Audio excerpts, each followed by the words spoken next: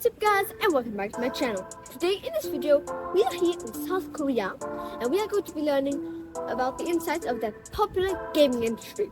And we are going to be interviewing a small startup and we're going to be interviewing their developers.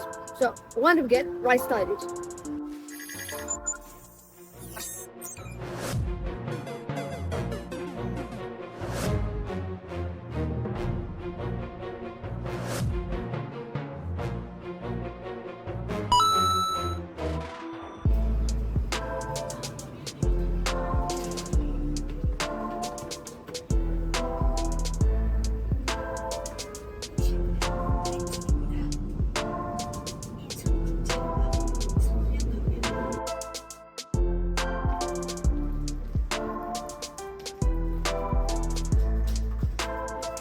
So here now, we are in one of the startups in Korea. It's called Zempie. And here we have one of their coders, Mr Florent. And we are going to be interviewing him today. So, why do we get off with the basics? What inspired you to start coding and what inspired you to start working for Zempie? Yeah, well, my coding journey started with video game. Actually, I wanted as a high school student to learn how to make video game, and for that reason, I started to learn how to do programming, and that's with this in mind, I started to join programming school. And during my studies in France, I had the opportunity to study abroad. I had many choices. I could study anywhere, like from US to anywhere in Europe. But I decided to join a Korean university for a year, based in Daegu, because they had a course to study how to make video games, so related to game design, related to just programming with Unity and everything. So my interest with Korea started with video game actually. Thank you very much. What is so special? What is so particular of Korea? What is so particular of the market, of the Korean market? Yeah, well, there is many differences, but I think Korea history with video games start with Esport. Maybe you know that Korea is famous for Esport from a long time now. It's basically was born here. It's dominant even right now in most games. So I think it explains a lot why Korea is so trending with games and always has been and is even nowadays. Gaming industry here is quite big compared to other countries, and the style of games that are developed here are quite different as well. You see, even in the subway and in the streets, you see ads for games, and you don't see as much in Europe. So this is, to me, one of the reasons why Korea is so special when it comes to video games. So esports, it's like a sport for games, pretty much. Yeah, pretty much. Yeah, maybe you know of PC Bang, which are a place here where people go to play video games like students. Yeah. So there is a huge, like every street has a place dedicated to game, So it's quite, a cultural difference, you could say. And what's so particular of Zempie? Why Zempie and not some other company? Yeah, well, I pretty much align well with Zempie because in this company they make video games, they make mobile games, they have contract to actually build games for other companies, and they have planned to build some for themselves. But Zempie is actually a platform to both publish your game as an indie game developer and create a community to share about games, to receive feedback, to basically have a whole ecosystem around games. And for me, as I am on the side, also I was an indie game developer as well, Zempie made sense to me, as I'm not only about building games in itself, but I'm also about the community side of it and the indie part of it. So Zempie pretty much answered that part, that interest I had. Right. So it's basically, if you think about it, is it similar to Roblox, game platform, or like Steam? Is it pretty not really? It's not a game publishing platform. You could compare it to maybe at itch.io. It's more for smaller teams, smaller people. Smaller games. But yeah, smaller games. Pretty much Steam. It's pretty much .io, whatever you said, like Yeah. Steam, just a smaller version. You could compare it. Yeah, so it's pretty much that, but for smaller games. Yeah, but you also have the community aspect as well. Steam is like there is this community part, but it's more like game per game. On Steam, you can have like a community page, but on you could compare it like you could compare it like with Twitter as well, like with X now. You know, you can share like just news about games. You can learn about games. You can have smaller communities dedicated to design, dedicated to learn more about this topic or this topic. So it's not just about publishing your game. It's about really interacting with others, creating like followers, feedback, you know. But you're talking about indie. The reason why you came here is because you are an indie developer, like you said. But this word really intrigues us. Can you talk about it more and what's the difference of the community of the indie games compared to other games like Fortnite or Valorant or any other game? Yeah. So indie games are by definition like indie as in Smaller. kind of smaller alone, which are like usually developed by sometimes even just one person or like a very small group, small entity. And so Zempie answer kind of the need of those indie developers who don't have access to a lot of resources, don't have access to like their own platform. They have, thanks to Zempie, a way to connect, communicate about their game, once again get feedback. Indie games are often like not really so much talked about that much. You know, you mentioned Valorant and this kind of thing. Indie games are once again very small, and Zempie is. So they're pretty much like small groups if we compare it to like other huge communities like Fortnite or something else. So it's really just a small group that is making games. But that doesn't mean that it's bad. Actually, sometimes it's even better than other huge company games. It's all about the quality. The difference is that with indie games, you can get you have to be more creative. So you will make different kind of games like. When Valorant or Fortnite or like big RPGs will basically focus on building a lot of high quality content, have 1,000 of hours you can play their game, 1,000 of quests and this kind of thing. In indie games, you will explore smaller scope projects, like more creative ideas to stand out and to try to seduce a more niche public. That's what indie games are about. Yeah. So you were talking about indie games, which are smaller groups compared to Valorant and Fortnite, which are much bigger groups and that makes thousands of quality content. And a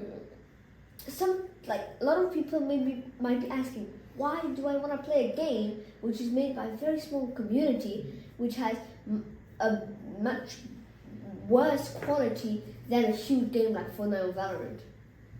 Yeah, so as I said a bit before, like with big studios, maybe you know that popular licenses are kind of known to repeat the same games over and over. You know, like you see quite huge trend with AAA studio, like each time the same games. AAA is pretty much just like very high quality graphics. And for example, like so you had Fortnite, you had like tons of battle royale and this kind of thing. And indie games are always a place you will be able to find new type of games that you are not able to find in the AAA studio. That's the main reason I think like indie games are a way for players to experience new things, like more tailored to what they like, to niche targets. You know, like more, a game that are specifically like an experience, like game to play with your girlfriend, game to play like for management, this kind of thing. Like there's many type of games which are more indie type of games. So pretty much they are, like you said, they are games which are much more creative than other games. If we go to, as I said, like PUBG or Valorant or whatever, they will have the same aspect, the same game concept, fighting, shooting stuff. But after if we go with the indie kind of games, then we can get more creative, like a puzzle game or something even more creative. And yeah, so I think that's really interesting. I think that some people might also be very intrigued with that. But I'm sure that there are some people out there who want to learn how to code, learn how to make video games like you do. So what would you recommend for these people to do to first start learning? What coding language do you think that they should start learning? Yeah, so it's a very interesting question, and I think it's easier today than ever. Maybe there's so many options nowadays, so many tools to start from. First, I think the question you need to ask yourself is kind of why you want to make games. Like, what part are you interested in? Like, some people are more about kind of see it as a form of art, are more into the design kind of thing. So for them, I would recommend to try a tool that doesn't require so much coding. A lot of them nowadays, if you are very young, you can start with Scratch, which is like an online tool to learn the very basics of like code with blocks, etc. If you are a bit more advanced, maybe you can start one of the main, more known engines, such as Unity, Unreal Engine, Godot. Yeah, nowadays it's used here. Like Unity and Unreal Engine, especially, are used at this company. And otherwise, as I said, you can start with Game Jam as well. It's a very good way to start. Even if you don't know anything, it's a good way to actually meet and see people who are working on games. You can start with this as a first experience. Maybe you will just help with game assets, with the ID, but it's already a start, and then you will actually see how people are doing. So yeah, that would be my recommendation to start. So about Game Jam, so they're pretty much just like competitions, gaming competitions where you have like a theme? Not always competition. So for example, the most famous one maybe is a global Game Jam. I participated in it for 7 years straight, every year, and it's not a competition. There is no prize. There is no. It's more like it's a competitive kind of way to learn. There is always a competitive aspect as of a few games emerge on the website, but there is no prize, no prize. It's about learning, about as a community, we all start together, we have a common theme, and so we have everyone in the world at the same time on one weekend, can sometime online as well with people from other countries. For example, when I was in Korea, I sometimes work with people in France, so it's really a way for one weekend to drop everything else in your life, focus on building a small game, get it done, and that's it. And just really no prize, just some sort of competition where they rate your game after. It's really just a way. There can be. It depends. There's a lot of game jam. It's where you just meet people and learn how to code better. Yeah, it's more about learning and meeting people. And for just a basic game developer, what coding language do you recommend? C++, C#, what? Once again, the one I use most is C#. You don't need to learn too much about C++ and classes, and especially nowadays you will have eventually, especially if you have to build. It depends what kind of games you want to build as well. So if you want to build complex games which have a lot of data and systems, and you will eventually need to learn about this kind of stuff. But you really don't have to if you are more into once again more visual games. Nowadays with engines, you don't need much. The asset store are better than ever. There is nowadays AI as well to help, and AI tools that are being built. So you don't need to and you can start with any language. Games are made in Python, in JavaScript, for the web as well. C++, and C#, whatever. Sure. So You talk about AI, but is AI really revolutionizing the gaming industry? And if it is, do you think that it's a game changer, that it's really changing the full industry, that it's really deforming it and transforming it into a new thing? To me, it is. Not right now, not yet. Just as with every other industry, to be honest, AI is just starting, and nowadays you cannot build something solid with AI yet. But on smaller experiments, a lot was done. I myself have started to build game asset for my most recent game with AI, and it's I'm a developer, a programmer mainly. So when it comes to art, it's not my strength, and so AI definitely helped. And nowadays, maybe you saw the recent updates, and nowadays you can even create a small entire game just by a few prompts, you know. And definitely when it comes to learning games and as a learning tool as well, like as a kind of companion, it will be huge quite soon. And when it comes to like in the industry itself, like game companies, it will eventually grow and eventually spread. Exactly. But we've been hearing about blockchains and cryptocurrencies and Web3. What do you think can be the impact for that on to the gaming industry? What do you think is going to be the impact with that?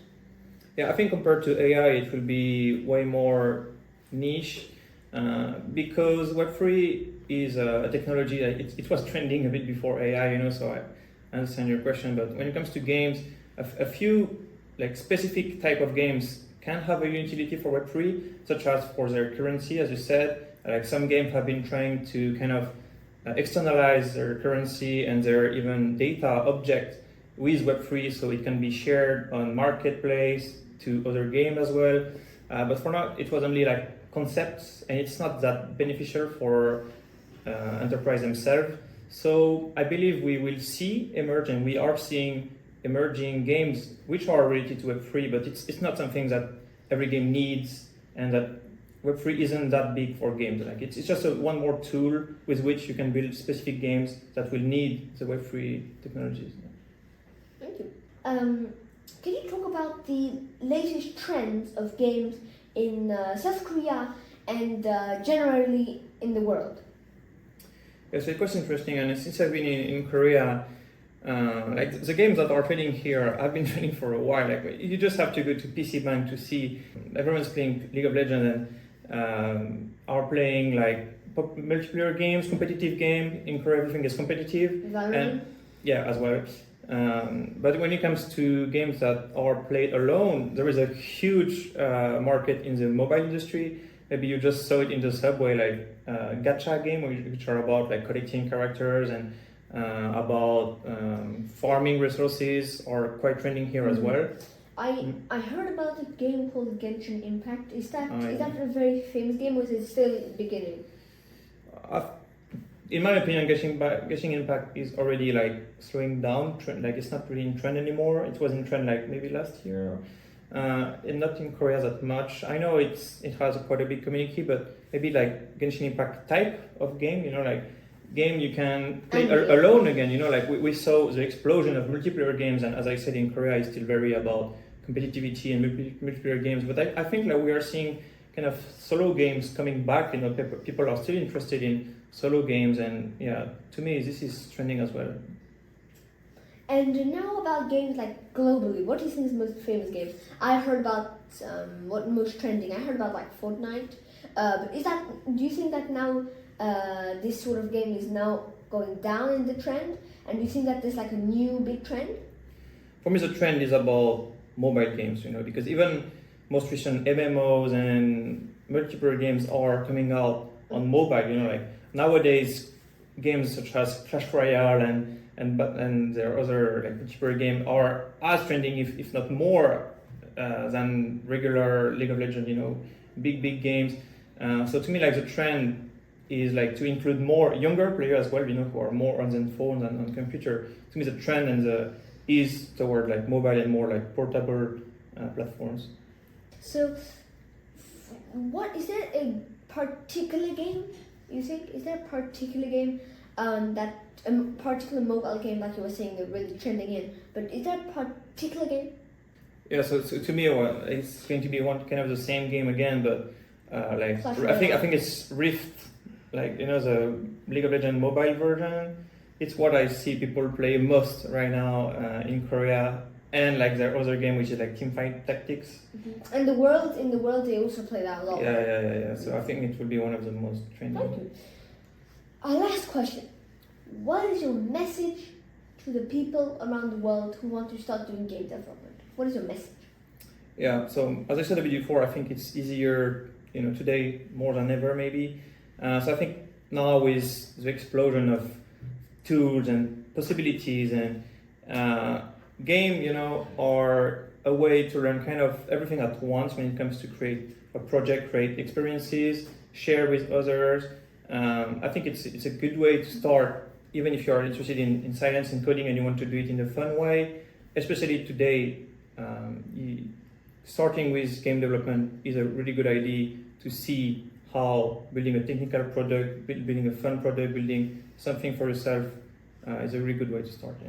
So it's really like it's a very good time to start doing game development. Do you think? Yeah, I think so, and I think, as I said, like it's a good way even to get in, coding, science.